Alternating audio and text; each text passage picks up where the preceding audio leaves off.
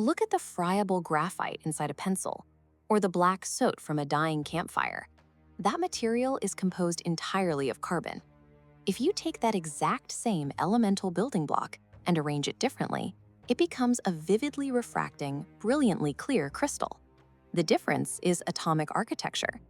Graphite is composed of flat, planar sheets of carbon atoms bound by weak forces. In a diamond, every carbon atom shares its electrons with four neighbors, forming a densely packed three-dimensional tetrahedral network known as an sp3 hybridized lattice. Because all available electrons are locked into these robust covalent bonds, the crystal lacks structural weak points. This geometry isolates the diamond from other natural minerals, making an element found in organic life the hardest naturally occurring material on the planet. Forcing carbon atoms into that rigid lattice requires thermodynamic parameters that do not exist near the Earth's surface. These conditions, the diamond stability field, are found only at depths of 150 to 200 kilometers, nestled beneath the ancient, rigid keels of the continental crust. Human access to these stones depends on a specific geological event, the kimberlite eruption. Deep-seated, highly pressurized magma columns act as high-velocity cargo elevators, fracturing the lithosphere and transporting diamond-bearing rocks towards the surface. To reach the surface intact, the magma must ascend at speeds approaching 80 miles per hour. If the transport is too slow, the rapid drop in ambient pressure causes the sp3 bonds to collapse, and the diamond reverts into low-value graphite. Without this rapid geological lottery, diamonds would remain permanently trapped in the mantle.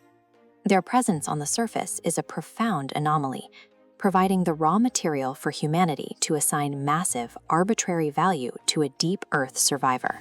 For nearly 2,000 years, the Godavari-Krishna Delta in ancient India was the world's only source of gem-quality diamonds. Early societies utilized these stones to mirror their own social structures. Ancient Sanskrit texts, like the Arthashastra, categorized diamonds using the Varna system.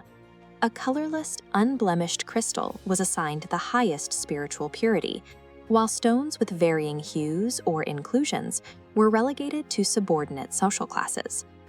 As these stones flowed westward along early trade routes, they became instruments of political signaling. In the courts of global empires, a diamond functioned as a concentrated physical representation of divine right and central authority. Look at the Koh-i-Noor, seen here set into a British royal crown. This stone passed through the treasuries of the Mughal, Persian, and Sikh empires before being surrendered to Queen Victoria. Its untouchable hardness served as a direct metaphor for the invincibility of the regimes that possessed it. For millennia, this genuine geological scarcity restricted ownership to the highest echelons of society. The diamond became permanently associated with elite dynastic wealth.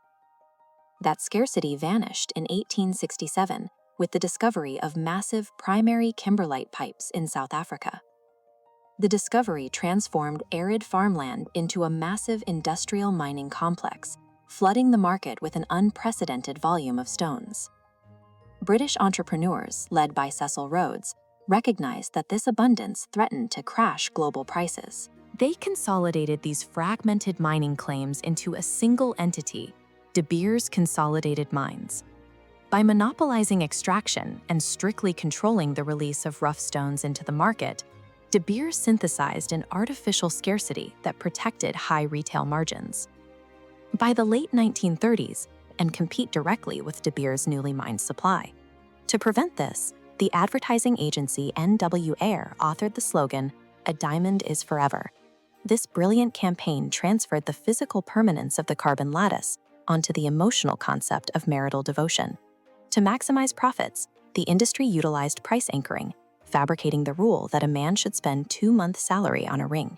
This benchmark allowed the trade to quantify devotion and ensure a high financial sacrifice from every consumer. This psychological strategy transformed a durable commodity into an emotionally untouchable artifact. Because a ring was a symbol of forever, it was effectively removed from the global supply chain, neutralizing the threat of a secondary market. Modern material science and shifting supply chain realities are now exposing the gaps in the diamond's marketing mythology. This scatter plot illustrates two distinct material properties. Hardness measures absolute scratch resistance, where diamond is unrivaled. Fracture toughness measures resistance to cracking upon impact. The diamond's atomic symmetry contains cleavage planes. If struck parallel to these planes, covalent bonds yield and the stone shatters. This infographic shows vulnerabilities of the legacy Kimberley process, which relies on manipulated paper certificates to guarantee a stone is conflict-free.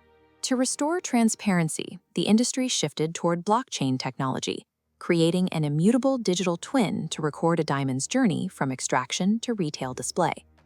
The perceived invulnerability of the earth-mined diamond, both as an unbreakable object and an ethically pure symbol, is a carefully maintained illusion that is now fracturing. Commercial production of CVD diamonds occurs inside microwave plasma reactors, where carbon-rich gases break down to deposit carbon layer by layer onto a seed. These laboratory-grown stones possess the exact same sp3 carbon lattice and physical properties as earth-mined diamonds. Their mass production has decoupled the material's physical utility from its historical geological rarity. This shift is allowing the diamond to step into its role as a strategic industrial asset. Its unrivaled thermal conductivity makes it a critical substrate for heat sinks in high-power radar installations and advanced artificial intelligence processors. Specifically, microscopic lattice flaws, known as nitrogen vacancy centers, allow diamonds to maintain stable quantum superposition at room temperature. This makes the material a leading candidate for scalable quantum qubits and magnetic sensors that can operate without energy-intensive cryogenic cooling. The diamond is being repurposed. It is now a critical component in high-power semiconductor heat sinks and the optical architecture of room temperature quantum networks.